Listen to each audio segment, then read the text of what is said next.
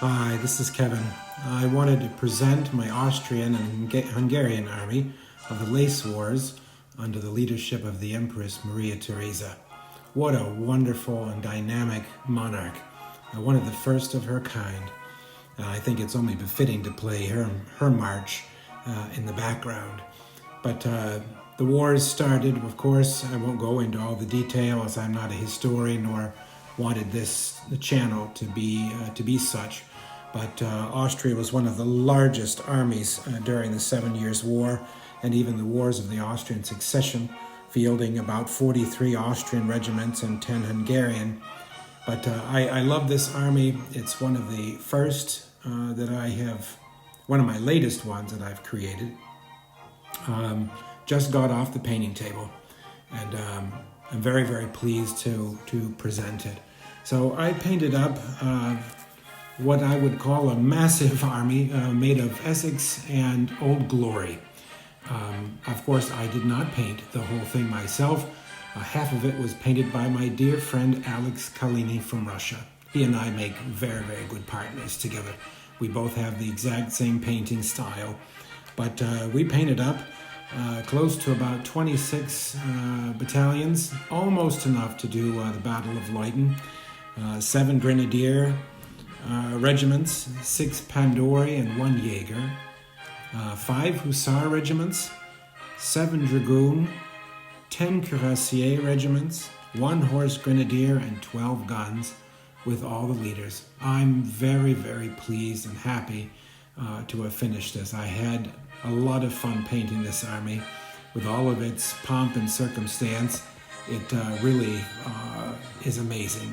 And I think that probably Frederick the Great thought it was amazing as well. He marched into his first battles with them in the 7 Years' War thinking they were going to be the old opponent. But at the Battle of Lobositz, under the leadership of Marshal von Braun, beautiful Irishman, he was sorely mistaken and was shocked he couldn't even recognize his old enemy. But they had built one of the finest artillery corps in Europe. Their use of light infantry, the Pandori and skirmishers, were really set the tone for later years in the Napoleonics. Napoleon really took the Austrian book and perfected it. But the use of the infantry, the cavalry, the artillery, and the light troops made this a very formidable foe. It was a bit timid under its leadership. I think some of my 2 favorite generals are Marshal von Braun and Daun, both very capable of fending off Frederick, and did. They each, on their own right, lost a few and won a few. But this is a formidable army.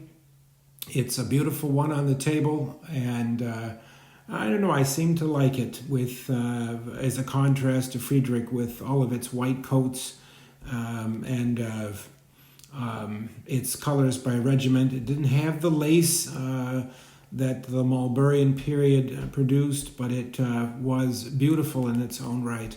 And I hope that you enjoy the photographs and the images of how this was created as much as I enjoyed painting it.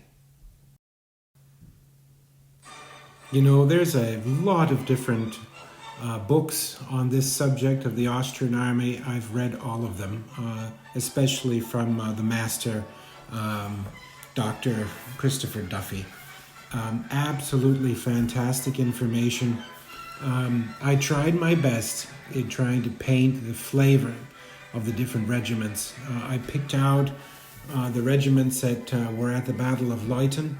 That was the one that I really focused on just because it was a battle that fascinated me, one of Frederick's greatest victories, but it really could fit into any battle today. Lobositz, Prague, or Kolin, Hochkirch, any of those it could work well with. But some of the regiments that I painted were those that could be found at those battles, and even a couple that weren't. But the army, in my opinion, is extremely colorful and really gives a wargamer and an artist the ability to to add accents and add things. I added for the first time painting this gold lace to the flags and tassels, and tried different techniques of painting. But Alex is a master painter, and he has helped me considerably with my speed and understanding the use of colors. If you ever need a painter, you have one. My favorite sneaking in of an Austrian cheesecake with Himbeersoße. There you go. That's my trademark. Always the cake that's on the table that week.